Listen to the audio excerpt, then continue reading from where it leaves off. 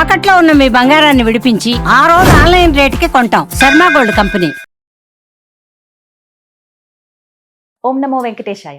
వెంకటేశ్వర వైభవం కార్యక్రమానికి స్వాగతం. నేను గీతాంజలి, మీరు చూస్తున్నారు సుమన్ టీవీ.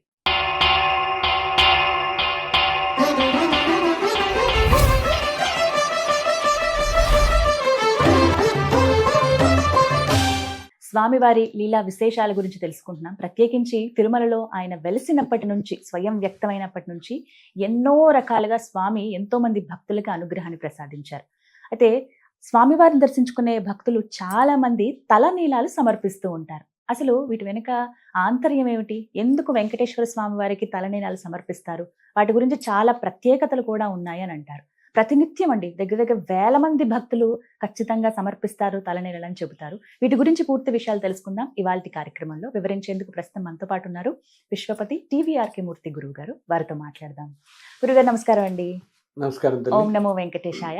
ఓం నమో వెంకటేశాయ. స్వామివారి కృపతో అద్భుతంగా సాగుతోంది కార్యక్రమం.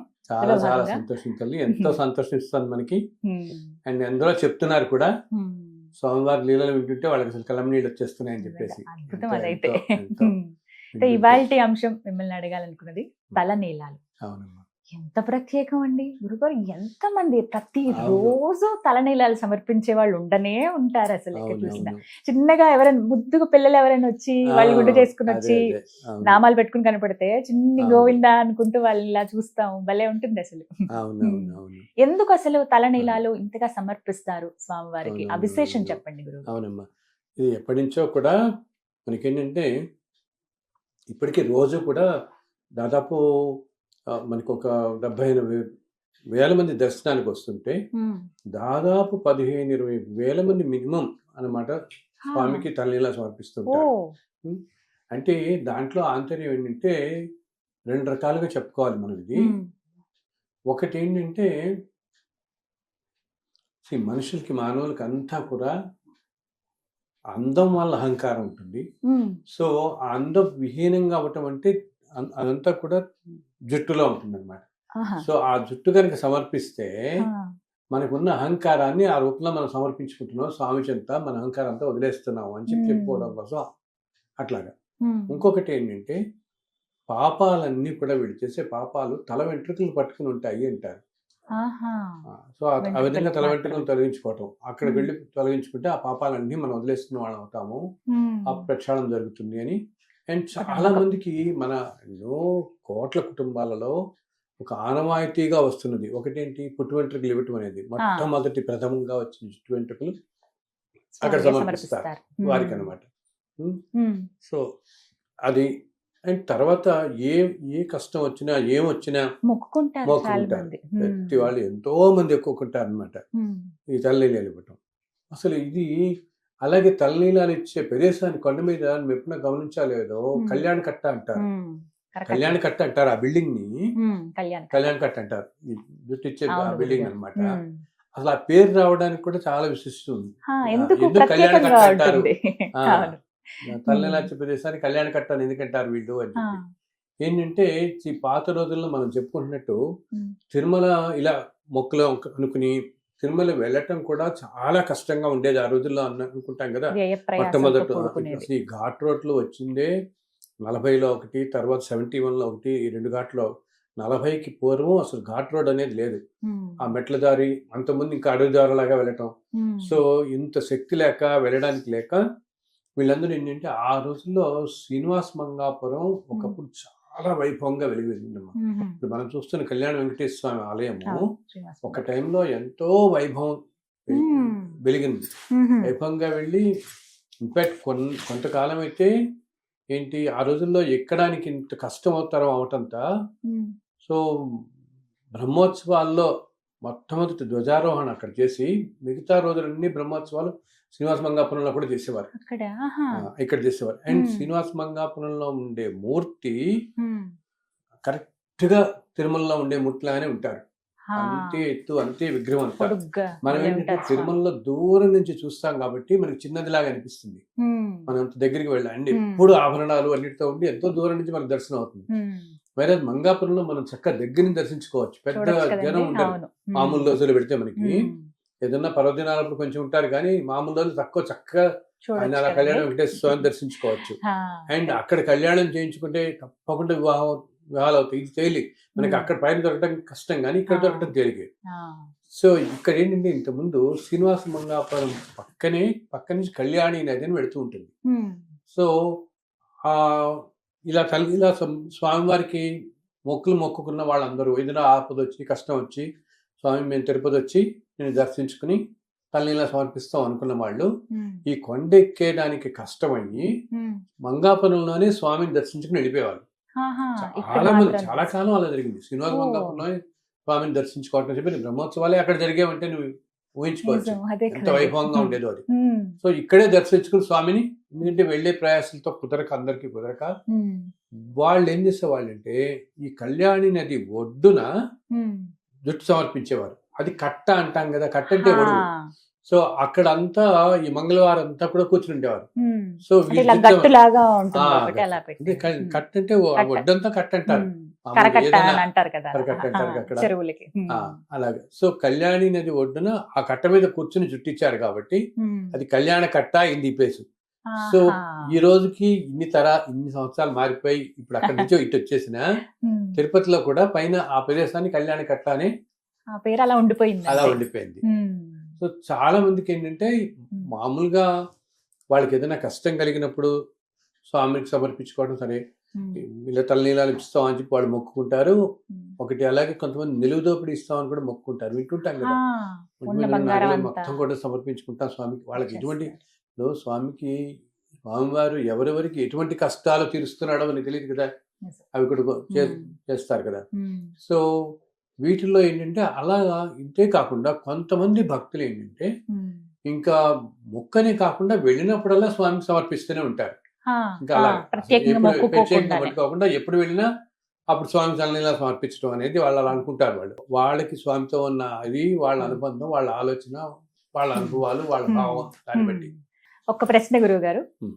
మహిళలు తలనీలాలు సమర్పించొద్దు అనేది ఈ మధ్య కాలంలో నేను విన్నానండి. ఉమ్. అంటే పురుషులు ఇవ్వటం, చిన్నపిల్లలు పుట్టేందుకు అవును. ఇక్కడ వరకు అవును. అవి పర్వాలేదు, కానీ మహిళలు అలా ఇవ్వకూడదు, అది మంచిది అవును. కాదు అనే భావన చాలా మందిలో ఉంది. ఇది అవును. నిజమా? అవును, అంటే ఇది కొంతమంది చెప్తున్నారు పెద్దలు ఏంటంటే శాస్త్రంలో మహిళలు ఇలా జుట్టు ఇవ్వటం అనేది నిషిద్ధం అని చెప్తున్నారు, ఇవ్వకూడదు అని చెప్తున్నారు. ఉమ్, కానీ కొంతమంది అనేది ఏమిటి, వాళ్ళకి ఎంతటి కష్టం రాకపోతే వాళ్ళు అలా అనుకుంటారు. ఉమ్. ఆవిడకి అదే కదా, ఆవిడకి వాళ్ళకి ఎంతో వచ్చిన కష్టం ఉండొచ్చు. సపోజ్ ఎవరో ఒక ఆవిడ ఉంటారు, వాళ్ళ భర్తకి చాలా తీవ్రమైన అనారోగ్యం కలిగి ఆ మనిషి ఇంకేదో చౌబతుకుల్లో ఉన్నప్పుడు ఆయన వాళ్ళకి ఇంకా ఏమీ తోచదు, ఏమిస్తాను నేను. సో అందవిహానం అంటే అహంకారం అంతా నేను నీకు సమర్పించుకుంటాను సర్వం అని అలా తల్లిలా సమర్పించుకుంటే అది వాళ్ళ భావంతో ముడిపెట్టుబడిన అవసరం, అది ఉమ్, వాళ్ళు అలా ఇస్తారు. అలాగా అనుకున్నప్పుడు ఏంటంటే అది ఎవరి వాళ్ళ భక్తికి వాళ్ళ భావాలకే అది ఉమ్. సంబంధించిన విషయం, వాళ్ళ వరకు మాత్రమే. వాళ్ళ వరకు మాత్రమే అది. ఎందుకంటే మనకి ఇప్పటికీ తిరుమల వెళ్ళి ఎంతో మంది కనపడతారు, చాలా మంది ఉంటారు, ఆడవాళ్ళు బాగా ముసలి వాళ్ళు ఉంటారు, యంగ్ వాళ్ళు ఉంటారు, వివాహమైన స్త్రీలు 25-26 ఏళ్ళు వాళ్ళు చూస్తున్నారు పిల్లల్ని, ఎంతమంది దీంతో వయసుతో సంబంధం లేదు ఇస్తున్నారు. కానీ నువ్వు అన్నట్టు కొంతమంది చెప్తున్నాను ఏంటంటే శాస్త్రంలో స్త్రీలు ఇవ్వకూడదు అని చెప్పి అంటుంటారు. బట్ ఇది ఇందా చెప్పినట్టుగా వాళ్ళ కష్టాలు బట్టి కొంతమంది అలా అనుకుంటున్నారు, చేస్తున్నారు. వాళ్ళకి ఆ స్వామికి ఇంకా భక్తి అది అనుకోవాలి మనం దాన్ని. 3 కత్తుర్లు ఇవ్వటం అనేది కూడా ఒక ఆచారం చూస్తుంటాం కదా, ఇవి ఎందుకు వచ్చింది అసలు? అసలు అలా అది ఏమో తల్లి, నేనైతే అనుకుంటాను అది వాళ్ళని సమాధానం పరచుకోవడానికి ఏమనిపిస్తుంది నాకు 3 కత్తుర్లు ఇవ్వటం. ఇప్పుడు దాంట్లో ఉన్న అసలు నీకు జుట్టు పెట్టల్లోనే ఉన్నది ఇందాకేమిటి, నేను మన అహంకారాన్ని, మనకు వచ్చిన కష్టం నుంచి బయటపడినందుకు ఆ మనిషికి అన్నిటికంటే అహంకారం కదా, అహంకారం పోవడానికి ఆ అందం విహీనంగా ఉండడం కోసం మన జుట్టు మొత్తం ఇస్తున్నాం. కానీ 3 కత్తులు ఇవ్వటం వల్ల మనకి ఏమనిపోతుంది, అది అది ఎప్పుడో ఒకసారి అట్లా వచ్చింది ఎవరో, అది అలా కొన్ని మన వాటి సాంప్రదాయాలు ఎలా ఉంటాయంటే ఎప్పుడో ఒకసారి అది చేసి అదొక సాంప్రదాయంలా వెళ్ళిపోతుంటుంది. అది మన తృప్తి కోసం అని. కానీ నేను అనుకుంటాను నిజంగా ఏంటి ఎంతో కష్టం నుంచి బయటపడిన వాళ్ళు పూర్తిగా ఇవ్వటం అనేది వేరు, కానీ 3 కత్తెరలు అనేది ఏమో నాకు అది వాళ్ళ భావాన్ని బట్టి ఉంటుంది.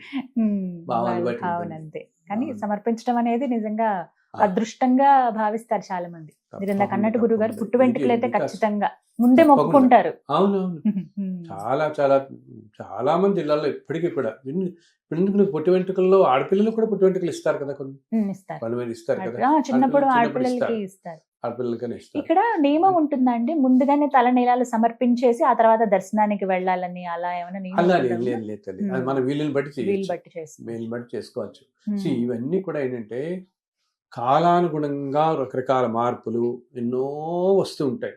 ఇప్పుడు చెప్తాను, ఇప్పుడు ఇంతకుముందు కాలానికి ఇప్పుడు కాలానికి ఇప్పుడున్న హడావిడి వీటిల్లో నీకున్న టైంలో వీటిల్లో ఈ సీక్వెన్స్ అన్ని కుదరకపోవచ్చు.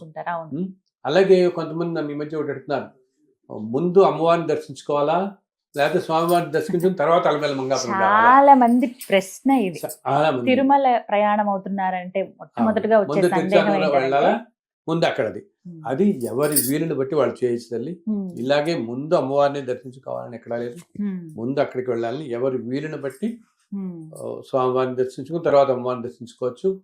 నేను ఇంకోటి కూడా నేను చెప్తున్నాను, సపోజ్ మనం చాలా మంది ఈ రోజుల్లో ప్రతి సంవత్సరం వెళ్ళేవాళ్ళు, సంవత్సరానికి 2 సార్లు వెళ్ళేవాళ్ళు చాలా మంది చూస్తాం, 1-2 సార్లు వెళ్ళేవాళ్ళు, సంవత్సరానికి 1 సార్లు వెళ్ళేవాళ్ళు. సో ఇలా వెళ్తున్న వాళ్ళల్లో నీకు ఏదన్నా ఒక్కోసారి వీలు కుదరక అసలు అమ్మవారి దర్శనానికి వెళ్ళలేదు అనుకో, వీళ్ళు చాలా బాధ పడిపోతున్నారు. ఒక ఆవిడ ఈ మధ్య నాకు ఫోన్ చేసి, ఏమండి నేను కిందసారి వెళ్ళినప్పుడు నాకు కుదరలేదు, తిరుపతి వెళ్ళి వచ్చేసాను, అమ్మవారిని మాత్రం దర్శించుకోలేకపోయాను, ఈ మిగతా ఫ్యామిలీ ఎంతో మంది 20 మందితో వెళ్ళాం, వాళ్ళందరూ ఆ రోజు కంగారు పడిపోయి ట్రైన్ ఎక్కేద్దాం అన్నారు, చాలా రష్ ఉంది, మేము వెళ్తే అక్కడ మాకు ఎందుకంటే తిరుచానూరు ఆలయంలో చాలా రష్ ఉంటుంది, చాలా రష్ ఉంటుంది. నీకు పైన ఏంటంటే ఏదైనా ఒక ప్లాంట్ గా వెళ్తాం, కింద నీకు ఒక్కసారి చూస్తే 2-3 గంటల దాకా లోపలికి బయటకు రాలేం, మళ్ళీ 4:30 ట్రైన్ ఏదో ఉంటుంది, మళ్ళీ అప్పుడు కష్టం అయిపోయి బయట నుంచి నమస్కారం పెట్టుకొచ్చేస్తారు, అసలు ఒక్కోసారి వెళ్ళరు. సో వెళ్ళకపోయినా ఆ తల్లి ఏమీ అనుకోదు, ఆ తల్లి ఎంతో కరుణామయురాలు. అసలు మనం ఎప్పుడో అంతకుముందు దర్శించుకుంటాం కాబట్టి ఈసారి వెళ్ళినప్పుడు వీళ్ళు ముందుగా ప్లాన్ చేసి దర్శించుకోండి. అంతేగాని చెప్తాను కదమ్మా, నేను ఎప్పుడూ నమ్మేది ఇదే, మనం ధర్మంగా ఉన్నప్పుడు మనకి ఏదన్నా వీలు కుదరకపోతే అయ్యో వీడు రాలేదే అని చెప్పి ఆయన ఏమనుకోడు, రాలేకపోయింది ఎందుకంటే మనకున్న పరిమితులు, మనం ఇప్పుడు 20-30 మందితో వెళ్తున్నప్పుడు అలా వాళ్ళ 20 మందిని ఆపేసి లేదు వెళ్ళాల్సిందని పట్టుదల పట్టి చేయలేం కదా మనం. అది అటువంటివన్నీ భగవంతుడు అర్థం చేసుకుంటాడు. అందుకని మీరు వెళ్ళినప్పుడు ప్రతిసారి కుదరకపోయినా, అంటే కొంతమంది ఏం చేస్తున్నారు, నానా యాత్ర పడిపోయి పైకి వెళ్ళి కింద ఇంకో గంటే టైం ఉంటుంది, ఈ గంటలో పరుగులు ఎత్తేసి ఏదో వెళ్ళిపోయి నమస్కారం పెట్టుకొచ్చేసేయాలి. సో అసలు భగవంతుడి దగ్గరికి వెళ్ళేదే మన ప్రశాంతత కోసం, అవునా? ఈ ప్రశాంతత కోల్పోయి వీళ్ళు నడిచి వాళ్ళు నడిచి వెళ్ళి నీ వల్ల లేట్ అయిపోతుంది, మేము వల్ల లేట్ అయిపోతుందని ఉరుకులు పరుగులో హడావిడి పడిపోయి వీళ్ళని వాళ్ళ తోసేసి ఏదో దర్శనం బయటపడిపోదాం అనుకుంటే దానివల్ల ప్రయోజనం లేదు కదా. దానివల్ల మనసులోనే నమస్కరించుకుంటే ప్రశాంతంగా నీ ట్రైన్ కింద కూర్చొని నమస్కారం పెట్టుకో, తల్లికి తల్లి రాలేకపోయాను ఈసారి వస్తానని ప్రస్ఫూర్తిగా నమస్కారం పెట్టి చక్కగా అనుగ్రహిస్తుంది ఆవిడ, ఎక్కడ ఉండదు. కొన్నిసార్లు తిరుపతి వెళ్ళినా కూడా పైకి కొండపైకి కూడా వెళ్ళలేకపోవచ్చు. అవును, ఒకసారి కొంతమందికి ఏమవుతుంది, అసలు కొండకి వెళ్ళిన తర్వాత సడన్ గా వాళ్ళకి ఏదో దురదృష్టకాల వార్త రావటము, వెళ్లాల్సిన వీలు కుదరకపోవచ్చు, అది ఏదో అడ్డం రావటంతో ఆలయంలోకి వెళ్ళే ఇదే రాకపోవచ్చు. అప్పుడు ఏం చేయొచ్చు, వాళ్ళు బయట నుంచి గోపురానికి నమస్కారం పెట్టినా, స్వామివారి ఆలయం గోపురం బయట నుంచి నమస్కారం పెట్టినా, లోపల మూర్తికి నమస్కారం పెట్టినంత ఫలితం లభిస్తుంది. అంటే తిరుమలలో కొండ మీద స్వామి అన్ని చోట్ల ప్రతి రాయి ప్రతి శిలలో ఆయన రూపమే ఉందంటారు, ఆయన అంశతోనే ఉంటాయంటారు. అలాగే మనం అంటామే కొండ మీద ఉండే వృక్షాలన్నీ కూడా మహర్షుల స్వరూపాలే అని ఉంటాం, అసలు ఆయనే అని చోట తిరుగుతుంటాడు. ఆయన కొండ మీద ఆయన లేని ప్రదేశం లేదనమాట. సో ఒకవేళ ఎవరన్నా అలా వెళ్ళినప్పుడు దురదృష్టం కొద్దీ, అంటే వాళ్ళకి మామూలుగా రష్ ఎక్కువ ఉండో వెళ్ళలేక దర్శనానికి వెళ్ళకపోయినా, ఇలా ఏదన్నా అవంతరాల వల్ల గబుక్కుని దర్శనానికి వెళ్ళే కుదరకపోయినా పాపం ఎటువంటి నిరాశ పొందక్కర్లేదు. చక్కగా మీరు ఒక్కసారి బయట నుంచే స్వామివారి ఆలయానికి నమస్కారం పెట్టుకోండి. ఇంకా ఏమాత్రం మీరున్న ఓపిక ఉన్నవాళ్ళు ఆలయం మాడవీధిలో చక్కగా ప్రదర్శన చేయండి. మీకు లోపల ప్రదర్శన అనేది చాలా కష్టం, కుదరదు. అండ్ ఒకప్పటికి ఇప్పటికి ఇంకా కష్టం. ఇంతకుముందు పొర్ల దళాలని చేసేవాళ్ళు, ఇప్పుడు ఇంతకుముందు చాలా తేలిక ఉండేది, ఇప్పుడు పొర్ల దళాలు కూడా రోజు వాళ్ళకి వాళ్ళకి స్త్రీలకి 350, పురుషులకు 350 ఇస్తున్నారు. దానికి ముందు టికెట్లు చాలా కష్టం అవుతుంది. పొర్లదండాలు మహిళలు చేయొచ్చు గురువు చేయొచ్చు. చేస్తారు, రోజు చేస్తారు. రోజు తెల్లవారుజామునే ఒక 20 ఏళ్ళ క్రితం ఎలా ఉండేదంటేనమ్మా, అప్పుడు ఇంత ఇంత రష్ ఇవన్నీ ఉండేవి కాదు కాబట్టి తెల్లవారుజామునే వెళ్ళి ఆ 2 గంటలప్పుడు చల్లు అనమాట, వెళ్ళి పుష్కరంలో మొత్తం స్నానం చేసి ఆ తడి బట్టలతో ఆలయం ఎదురుకుండా నుంచుంటే సుప్రభాతం సమయం, జస్ట్ సుప్రభాతం ప్రారంభమవుతుందిగా 3 గంటలకు మనకి. సుప్రభాతం అవ్వగానే ఈ పుల్లదలానికి వచ్చే వాళ్ళందరూ లోపల పంపించేవాళ్ళు. వీళ్ళు అప్పుడు వీళ్ళతో పాటు ఏమిటి ఆడవాళ్ళకి ఏంటంటే పక్కన ఇంకొకళ్ళు కూడా పంపించేవాళ్ళు. ఎవరు, ఎందుకంటే గబుక్కుని చీర అది సర్దడానికి, వాటికి బట్టలు పొల్లుతున్నప్పుడు అనమాట సర్దడానికి కూడా ఇంకొకరు పంపించేవాళ్ళు. ఏ రెస్ట్రిక్షన్ ఉండేది కాదు అప్పుడు.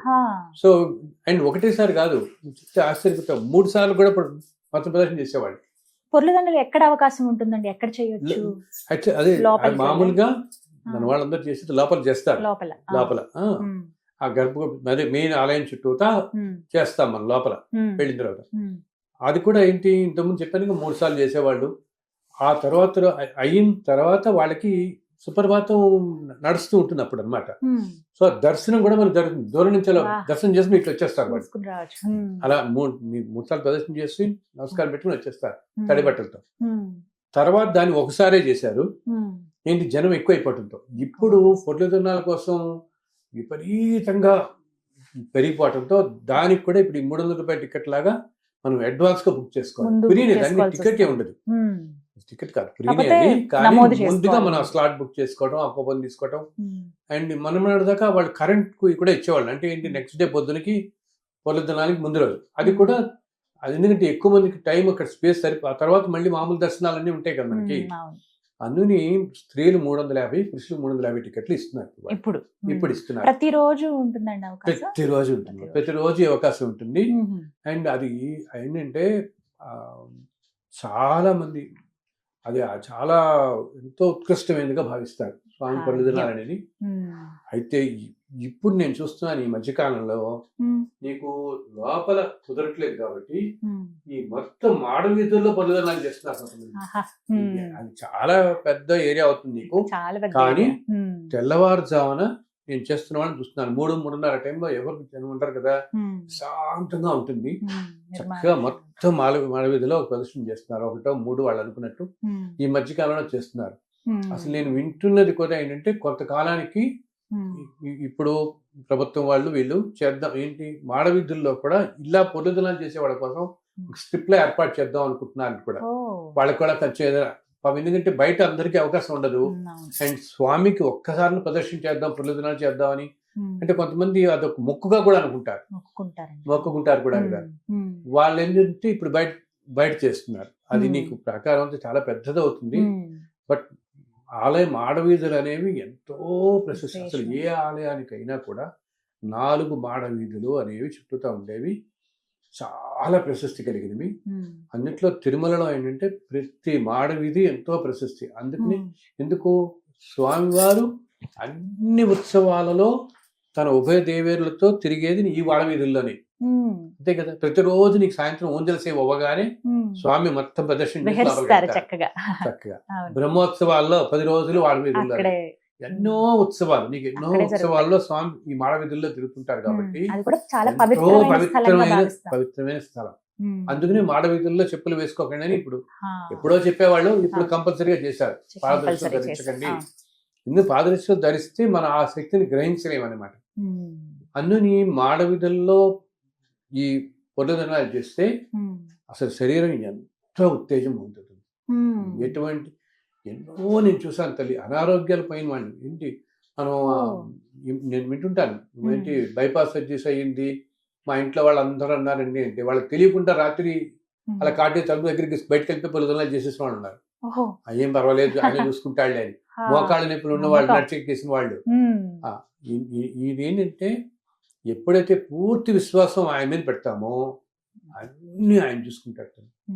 ఏమి మనం దాంట్లో ఏం మాత్రం సంశయం లేదనమాట. ఎటువంటి అసలు వేద వైద్యుడు అంటారు, హరిని మించిన వైద్యుడు లేడు ఈ ప్రపంచంలో. ఆయన ఎటువంటి అనారోగ్యాలైనా తొలగిస్తాడు, ఎంతో శక్తిని ఇస్తాడు మనకి. అందుకని నడిచెక్కటం ఒకటి, పొర్లదన్నాల్లో ఒకటి, అసలు కొండ మీద ఒక రోజు ఉండటం ఒకటి. నీకు దర్శనం చేసుకుని నేను చెప్తానే వెంటనే పరిగెత్తుకు రాకండి బాబు, కాస్త ఉండండి, ఒక రోజు రాత్రి అన్నా ఉండండి. రాత్రి వేళల్లో ఉండే ఎనర్జీ చాలా పెద్ద ఎనర్జీ. ఎందుకు నాకు తెలిసిన ఎంతో మంది తల్లి ప్రతి నెల వెళ్ళి 3 రోజుల పాటు అక్కడే ఉంటారు, కొండ మీద ఉంటారు. ఒకరోజు కొంతమంది ఏంటి దూరంగా వెళ్ళి ఆ ధ్యానం చేసుకుంటూ కూర్చుంటారు, కొంతమంది ఆ పుష్కర్ణి ప్రాంతంలో ధ్యానం చేస్తూ కూర్చుంటారు. ఎందుకంటే ఆ కాస్మిక్ ఎనర్జీ అంత ఉంటుంది అనమాట. ఇన్ని కోట్ల సంవత్సరాలుగా ఇన్ని దేవతలు, సిద్ధులు, యోగులు, అండ్ ప్రతి రోజు నీకు అక్కడ స్వామిని అక్కడున్న మూర్తికి ఇన్ని అర్చనలు జరుగుతున్నాయి, ఇన్ని పూజలు జరుగుతున్నాయి కదా. సంవత్సరం పొడుగునా నీకు ఎన్ని వసంతోత్సవాలు, పవిత్రోత్సవాలు ఇన్ని జరుగుతుంటే మొత్తం బ్రహ్మోత్సవాలు. సో అంత శోభ సంతరించుకుని ఉంటుంది, అంత శక్తి ఉంటుంది. కాబట్టి వెళ్ళిన వాళ్ళు ఒక రోజున నిద్ర చేసి రండి అక్కడి నుంచి. అలాగే ఏదైనా పొరపాటున దర్శనం జరగకపోయినా చాలా మంది ఏమనుకుంటారంటే, అయ్యో నేను ఏదో పాపం చేస్తుంటాను, నాకు దర్శనం జరగట్లేదు, అలా ఎప్పుడు భావించద్దు. స్వామి వారికి మా మీద కోపం వచ్చింది అందుకనే దర్శనం ఇవ్వలేదు ఆయన అనే భావన చాలా మందిలో చూస్తూ ఉంటాం.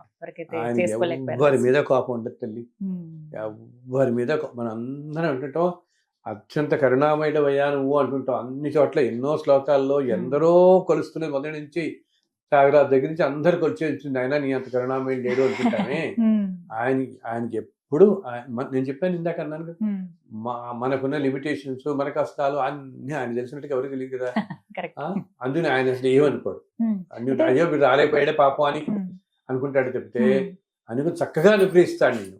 అంతేగాని అయ్యో నేను ఏదో పాపం చేశాను అందుకు వెళ్ళి అలా ఆయనకి ఏదో కోపం వచ్చింది నా మీద.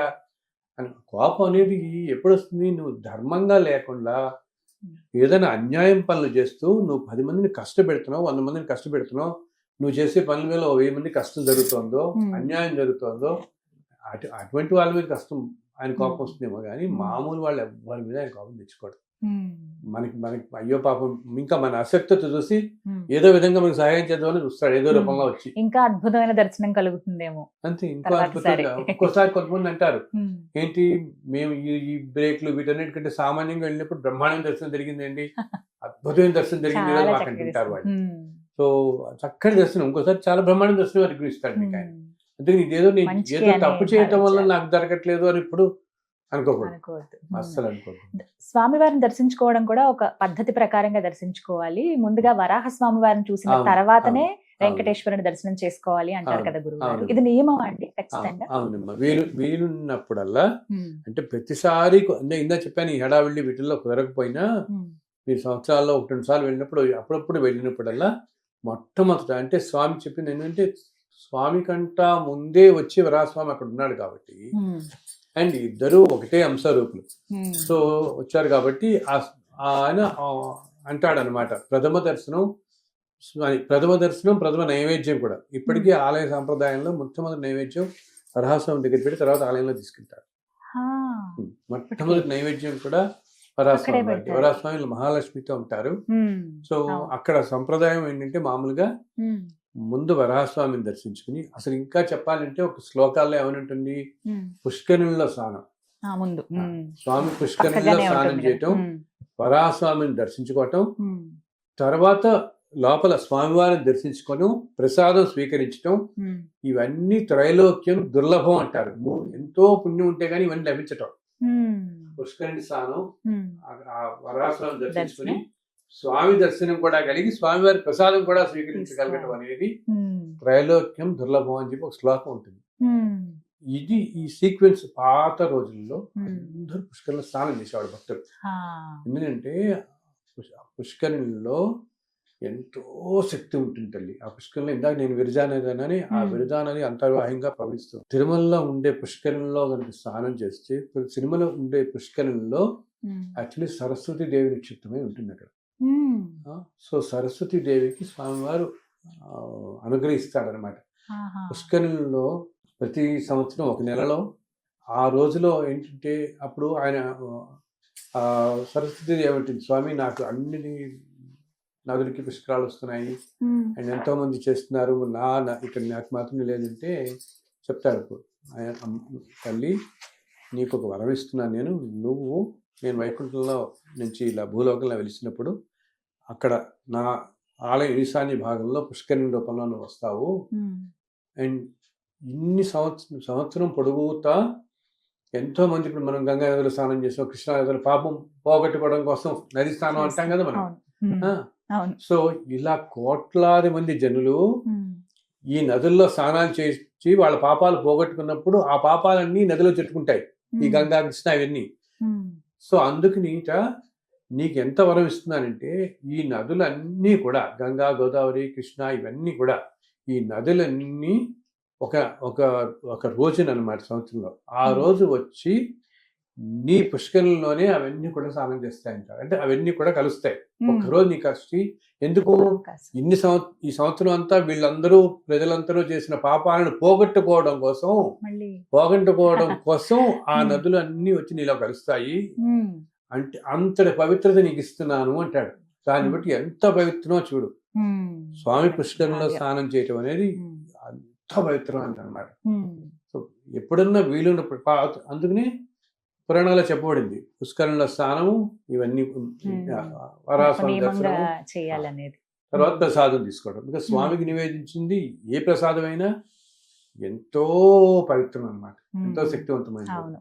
సో వీలున్నప్పుడు అందరూ పుష్కరిణి స్నానం కూడా ఒకసారి కాదు ఒకసారి, నేను అదే చెప్తున్నాను, ప్రతిసారి మీరు కుదరకపోయినా ఎప్పుడన్నా వెళ్ళినప్పుడు ఒక్కసారి ఆ పుష్కరిణి స్నానం చేస్తే శరీరం అంతా ఎంతో పవిత్రం అవుతుంది, ఎంతో శక్తివంతం అవుతుంది అన్నమాట.